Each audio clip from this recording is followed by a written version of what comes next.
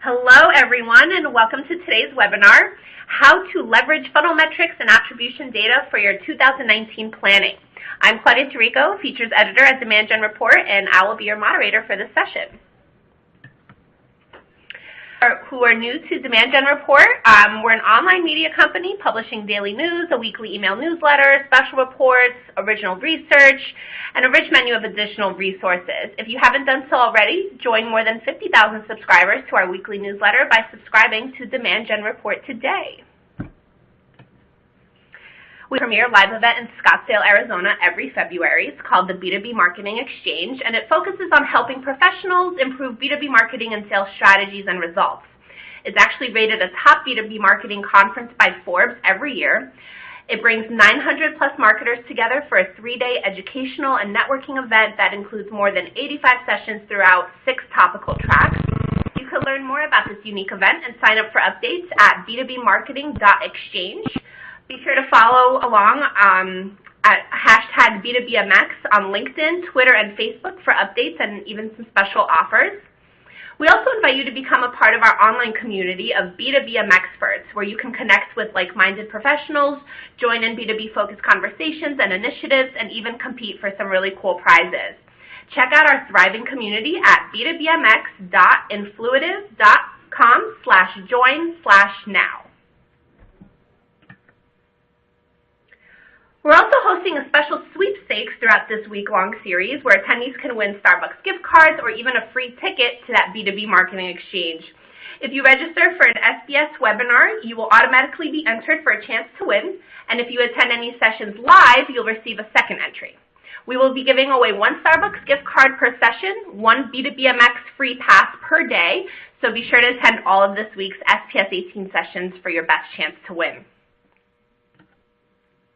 Presentation, we're using the On24 platform. During the session, you can access all the information you need from the platform toolbar. During and after today's presentation, please follow along and share your thoughts and feedback on Twitter and LinkedIn using the hashtag SPS18. You will also see that you can tweet from directly within the On24 platform here using the Twitter widget on the left side of your screen. We also encourage you to ask our presenter questions, and to do so, you simply click the Q&A widget at the top right corner of the screen. The session today is slated to run about 25 to 35 minutes with 10 to 15 minutes for a Q&A following. You can submit your questions using that Q&A widget at any time. Today's session is also being recorded, and all attendees will receive an archived link to the presentation to go back, review, and share with colleagues. And in addition to joining the conversation online and submitting your questions, we welcome you to let us know how we're doing. We put together a very brief survey that will automatically launch once the webinar session ends, and we really look forward to your feedback. You can pull it up and complete the survey at any time as well during this webinar by clicking on the survey icon circled here at the bottom of your screen. Before signing off today, please take a moment to complete this quick questionnaire so we can better serve you next time. I'm really pleased to introduce our featured speaker, Bonnie Crater, who is the co-founder and CEO of Full Circle Insights. Bonnie is a 5-time VP of Marketing at companies like Genesys, Netscape, Oracle, Stratify, and VoiceObjects. While valuing the creative side of marketing, Bonnie's real love is marketing operations and measuring marketing investments and determining investment optimization. Now, as CEO of Full Circle Insights, Bonnie is working to help fellow marketers get the data needed to succeed. So now, without further ado, I'm going to pass it off to Bonnie to kick off the presentation. Thanks so much, Claudia.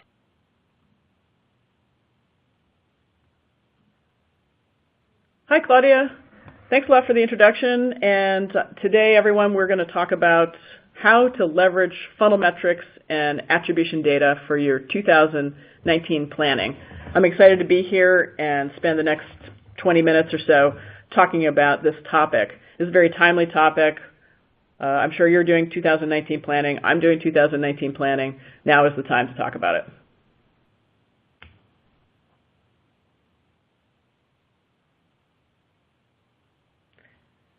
All right, everybody, here's our agenda. So I'm going to make some introductory remarks, tell you a little bit about myself and kind of why I'm so interested in this topic.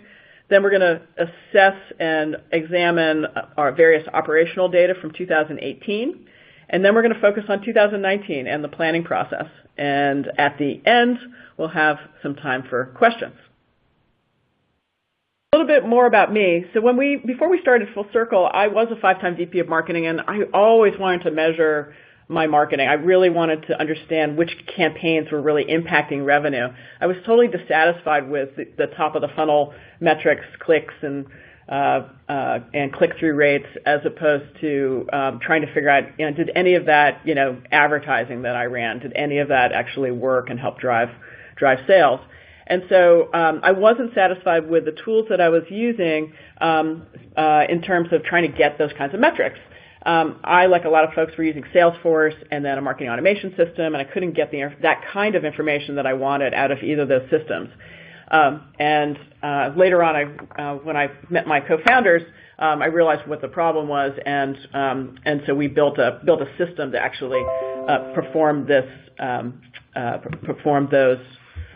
and execute on those metrics.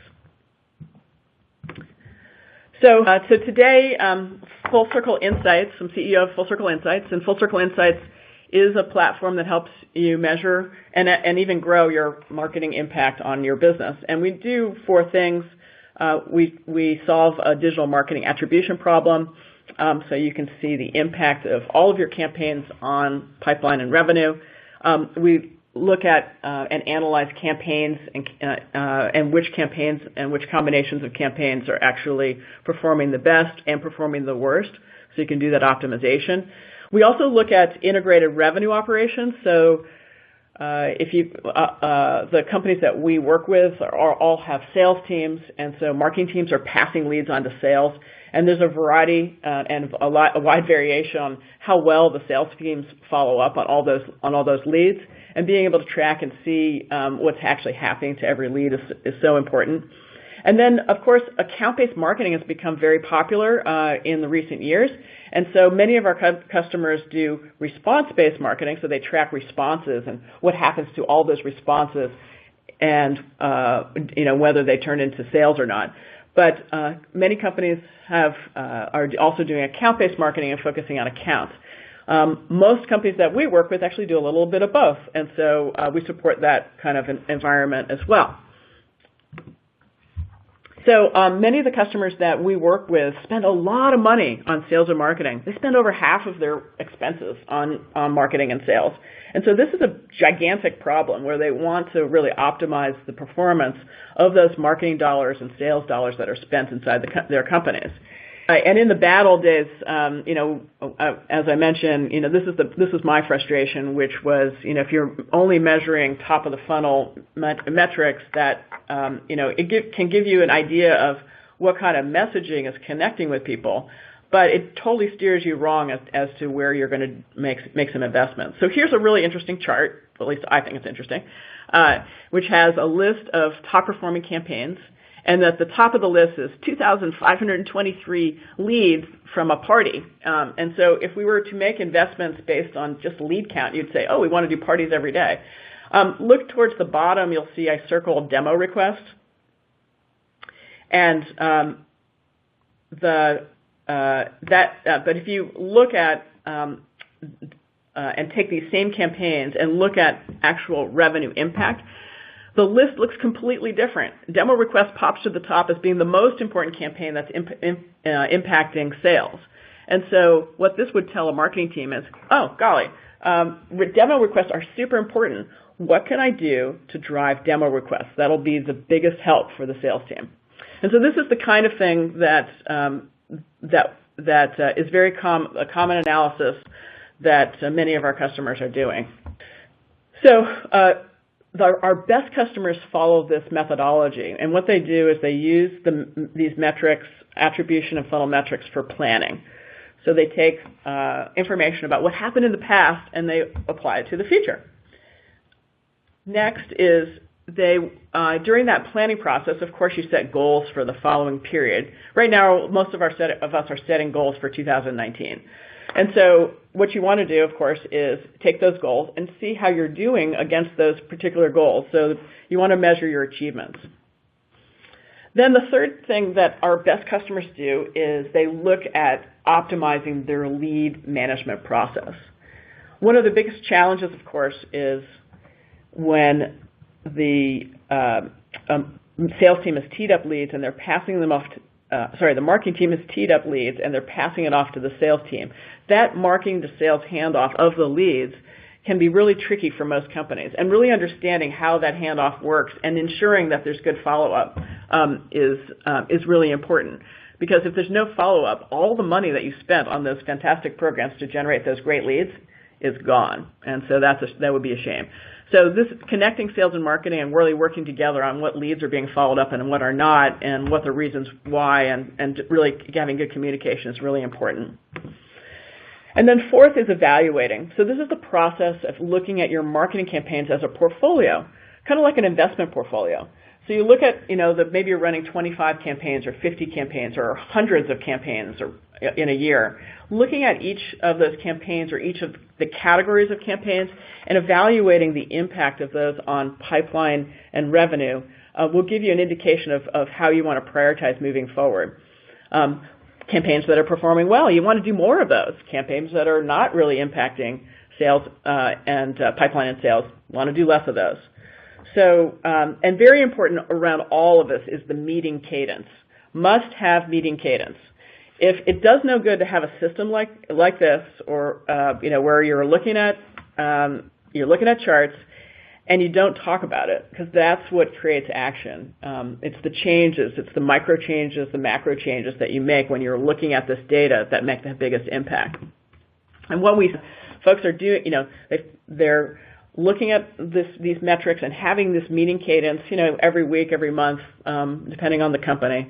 They get about a 30% uplift on their marketing budget. And that means that if you have a $10 million marketing budget, that's equivalent of a $13 million marketing budget. It's very material. A $100 million marketing budget, a $130 million marketing budget. You can do a lot more when you actually know which campaigns are really working well and which are not, and making those adjustments. This is what these companies do. They align on sales and marketing company objectives. Then they adopt funnel metrics and attribution, and then they have what I'm talking about, these regular meetings, sales ops and marketing ops together, and bringing together also demand gen folks and the telesales or SDR teams together, the people that are following up on the leads. Bringing those in for regular meetings really works great. And then those folks identify areas of improvement, and then they make adjustments in various sales and marketing operations. They might do more of some campaigns, less of some campaigns. They might identify areas where the sales teams that are following up may change their tactics there. So this is what we call the virtuous cycle, and it really, really works well. As we're all getting ready for 2019, we want to do three things. We want to track our 2018 operational data, and then make an assessment of that data, and then put together some plans for 2019. So I want to give some specific examples in this webinar just to kind of bring all these topics home. And so I'm making up a company, your company, with revenue of $200 million, and there's a renewals of $100 million. And then there's a cost structure. So research and development is $30 million, G&A is $30 million, and the sales and marketing spend is $100 million. Of that sales and marketing spend, 70 is with sales, 70 million is with sales, and marketing's 30 million. So we're trying to keep the numbers kind of round to make it easier for this purpose. So of the $30 million marketing budget, 15 million is in personnel and 15 million is in programs. So split 50-50. This is pretty common. I've seen different models where it's 60-40, so more on personnel and less on programs, and I've also seen the opposite, less on personnel and more on programs. But pretty common is a 50-50 split in a marketing budget. So the problem that we're going to try to solve here is, hey, we want to increase our new business by 10% in 2019. Again, let's keep the numbers kind of round here. But the problem is we have no additional budget, so you cannot pour any more gasoline on that fire. You've got to work within your means. So you got $15 million to work with. So what do? So first of all, let's look at what our spend was in 2018. How are we spending that $15 million bucks? So we've got ads. In this fictitious company, this company is doing some other kinds of ads other than digital ads. They're doing $3 million worth of different kinds of display ads. $2 million spent on emails, $3 million on digital ads, $4 million on a conference, or actually it looks like several conferences, $1 million bucks on partner marketing because they've got some good partners to get in some good sell-through, $1 million on other, and $1 million on some different webinar programs.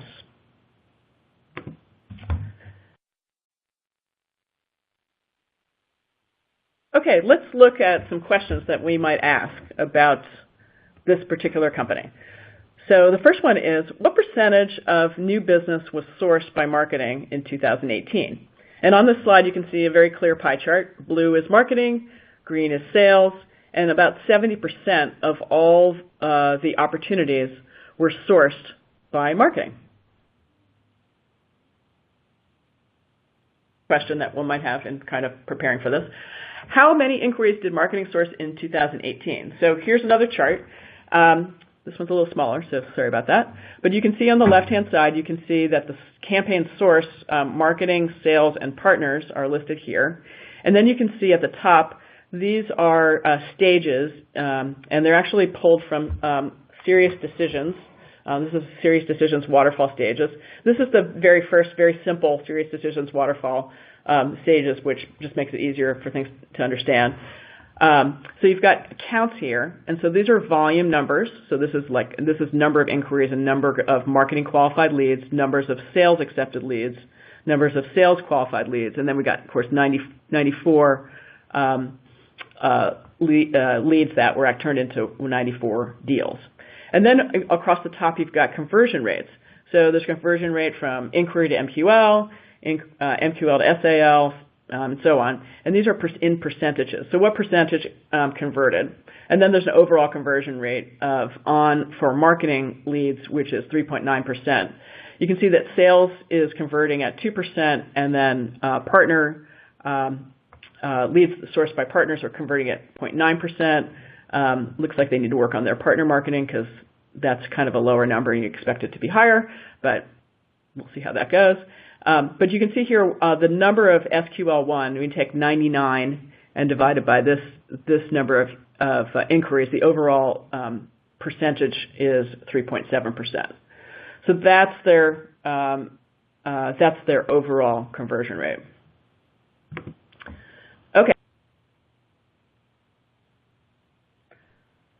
Okay, here's another question. Where did our marketing inquiries come from? So on this slide, you see this is another chart. It looks straight out of Salesforce in the classic mode.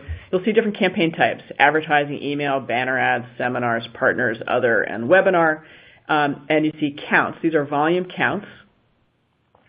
And you can see that there were 94 deals closed total, and the lion's share of the deals came from actually email. Next up was advertising and banner ads. So this gives us an idea of what our top campaign types are for influencing the sales for this particular company.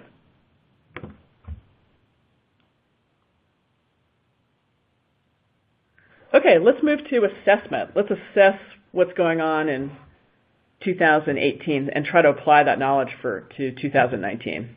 The thing I want to talk about is ROI versus influence. Some people call this attribution. I'm going to use those terms interchangeably.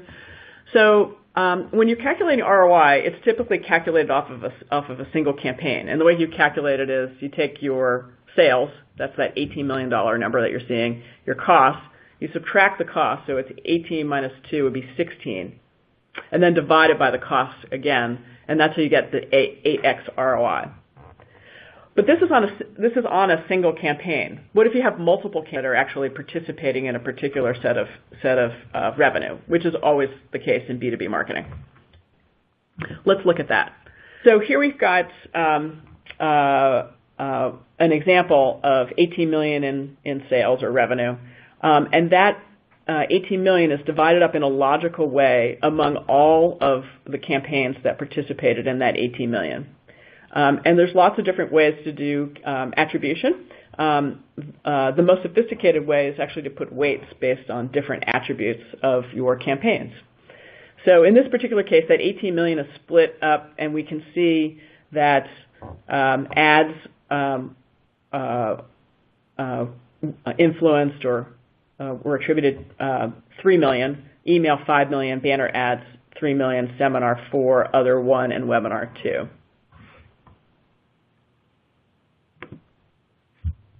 So let's look a little bit deeper at this about what, and look at another chart which shows which campaign types drove revenue. So here's a chart that basically shows advertising, email, banner ads, seminars, partners, other, and webinars, again on the horizontal axis, and this is the vertical axis is in millions. And here we've got the sum of the influenced revenue. You can see that these first 4 campaign types are the most popular and the most effective at driving sales. So that might mean that you might do more of this and less of that, but you might actually look a little deeper. Let's look a little bit now at how quickly those inquiries move through the funnel. So this is a velocity metric, and velocity is counted in days. And so you can see that in these columns, the time in stage from inquiry to MQL or MQL to SAL and so forth is calculated here. So advertising was 15 days in the inquiry to MQL stage, and overall from inquiry to SQL1 was 72 days. But when it comes to velocity, bigger is not better. Actually, smaller is better. You want faster velocity, so shorter time, so shorter number of days, and the best result was actually partners, which was 35 days. So despite the conversion rate was very low, we saw that previously in a previous slide, the actual velocity is faster with partners, which could make sense. And then second was webinars. And you can see some totals here at the bottom. Another question, which campaigns created the highest quality leads? That's a conversion rate thing. So we look at leads that convert at a higher rate show quality. And you can see here, these are our same campaign types with conversion rates across the top, horizontally here, and then stages across the top. So inquiry to MQL, MQL to SAL, SAL to SQL, and SQL1, and then the overall conversion rate here. And you can see that in this case, it's not like velocity where shorter or smaller is better. Bigger is better, of course, in conversion rates. And so in here we've got emails actually converting at a very high rate. So let's move on. We've completed some assessment, and let's move on to planning. Okay, so we're trying to plan for 2019. And so let's try to figure out how many MQLs that we actually need in order to be successful in 2019. And let's take a new company. This one is a $70 million company, and with a very big average deal size. So with a $1 million deal size. So they're trying to grow the revenue of the company by 10%, which means an additional 7 million for a total of 77 million. So that means they need to add 7 new deals. And then when you're trying to figure out, okay, how many MQLs do I need in order to get to the 7 new deals, if we know that 3.9% of MQLs become deals, you just do a little division, and that means 7 divided by 3.9%, that gives you around, it's actually 179, but I rounded up, 180 new MQLs. And then with that added to the other 70 million, so it's 77 million, so they're trying to go from 70 to 77 million.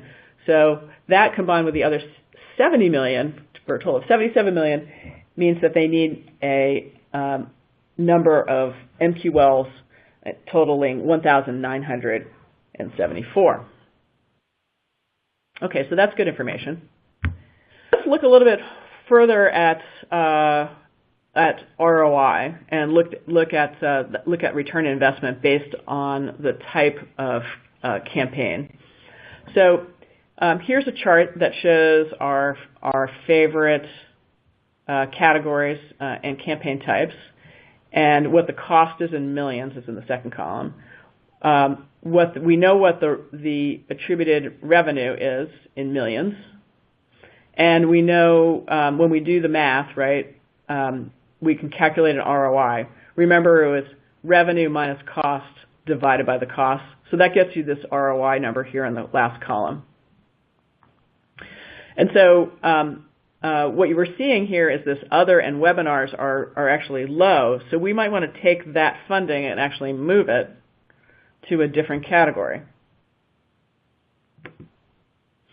And so we do that in this chart here. So we take this, these are our 2018 numbers. Our ROI average is 3.7 on the $70 million in revenue. And when we redistribute the dollars, we actually increase the ROI to 4.3x. And in this particular example, that might make some sense.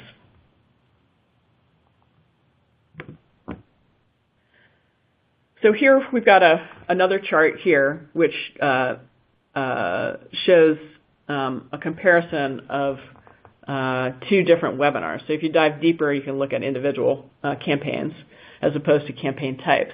And this can be very useful. It could be that in one of the issue with the webinar is that one webinar was really successful and another was not, and that might be dragging down the overall average. So maybe in a category of webinars, you would say, oh, this webinar was super good. I just made a mistake on this other one, so I'm just going to eliminate that one, and that'll drive the average up. So in this case, that's what we're seeing. So we have the Funnel Fantastic webinar, and then the Lead Lifecycle webinar. And the Funnel Fantastic webinar did super well. The Lead Lifecycle webinar, not so much.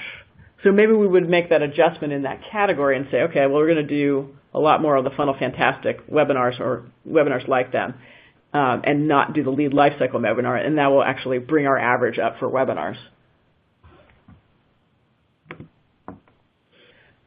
The other thing that I really love to look at on this is the marketing to sales handoff.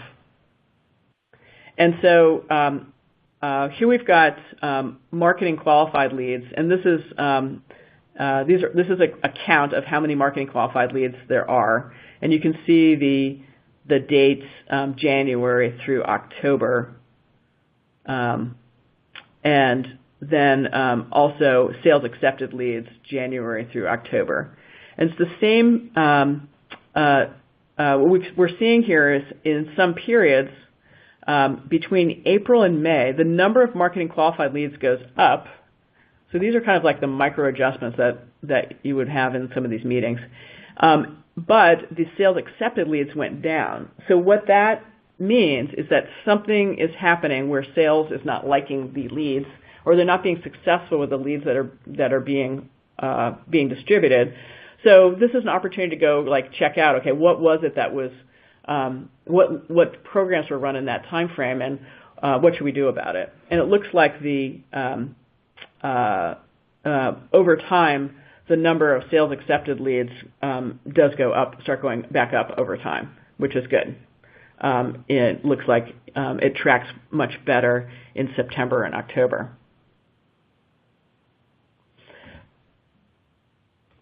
So when you're looking at those, the marketing to sales handoff, if you look at even small adjustments in conversion rates, that can result in a lot of new deals. So looking at these numbers in detail in these detailed meetings can be very, very meaningful.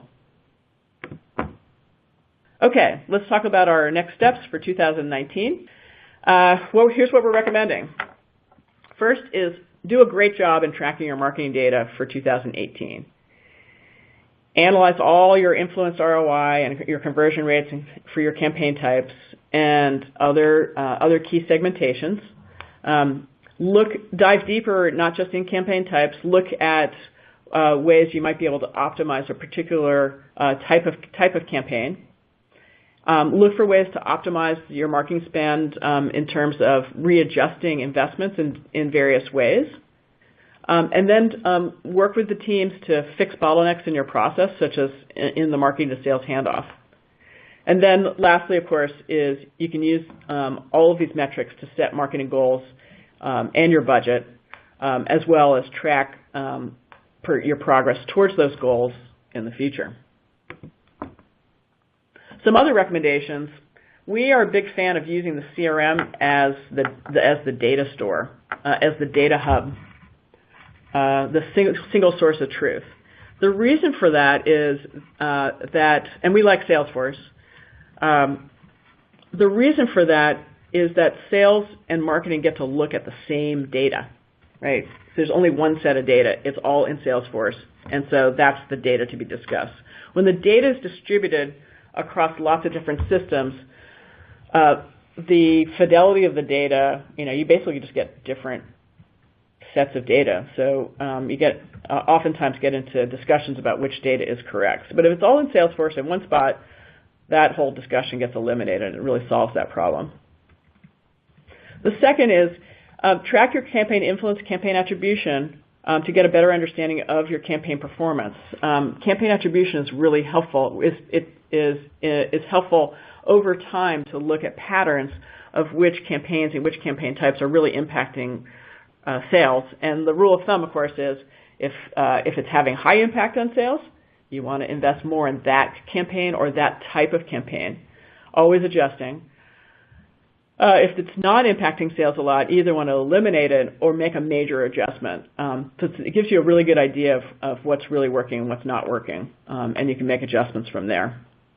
We want to recommend tracking key funnel metrics, such as volume, velocity, and conversion rates, and then use those operational metrics to identify any key bottlenecks. And the last thing is very important, is these regular meetings. They're totally killer.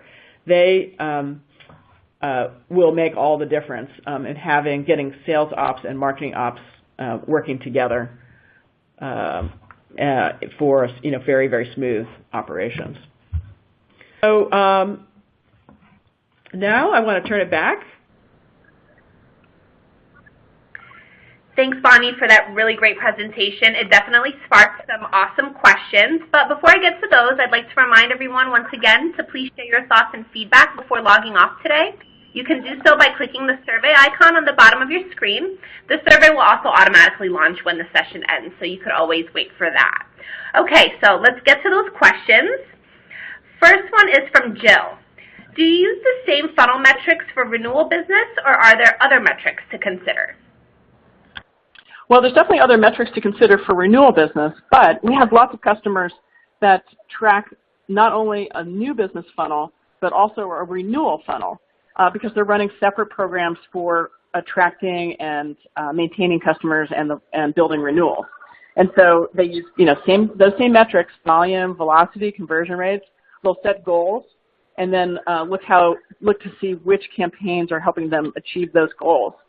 So yeah, use the same metrics for measuring marketing and also attribution on all your renewal business.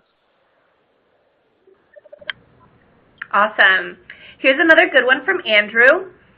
My company has a long average sales cycle. Because of this, should we be looking farther back than 1 calendar year? Yeah, that's a good question. So we have, I've seen customers running these kinds of systems, which have short sales cycles of like 1 day or 2 days, and then also a year or even 18 months.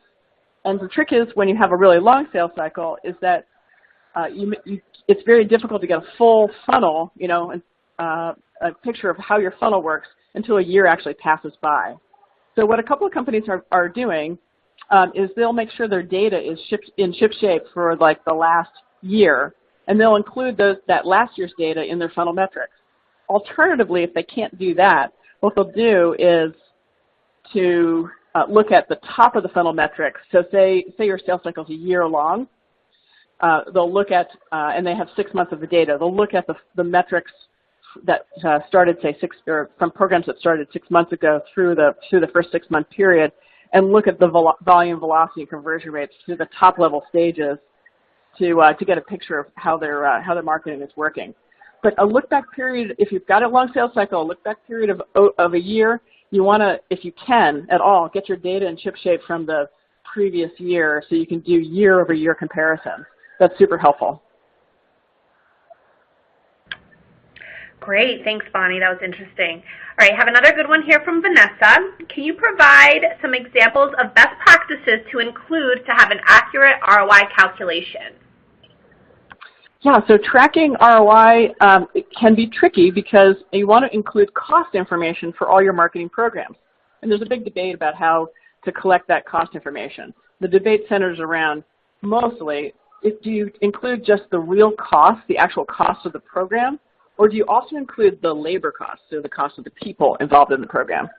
And where most people end up on this is they typically just do the cost of the program because calculating the labor cost is very tricky. You'll have to, get your marketing team to fill out timesheets, and marketing people don't generally do that. So it really can be a little bit tricky to try to track that.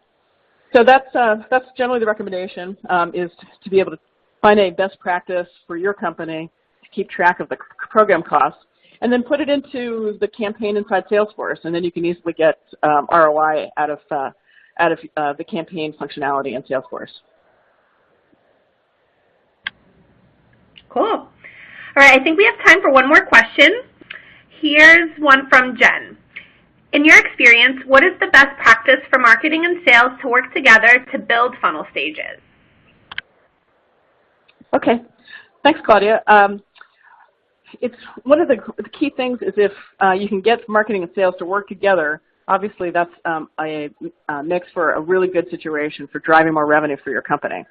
And we found that when you have all of your marketing and sales data in one place, marketing and sales are actually looking at the same information, the same charts, the same data, the same trends.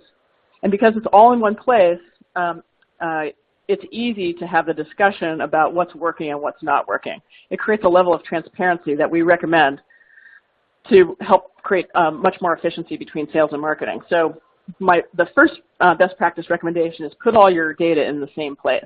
We like putting it all in Salesforce because the salespeople are already there and the marketing information is going in there already, or at least most of it is. And so just making sure that all the marketing information goes into Salesforce, and then you have all the data in one place. The second best practice is really around communication.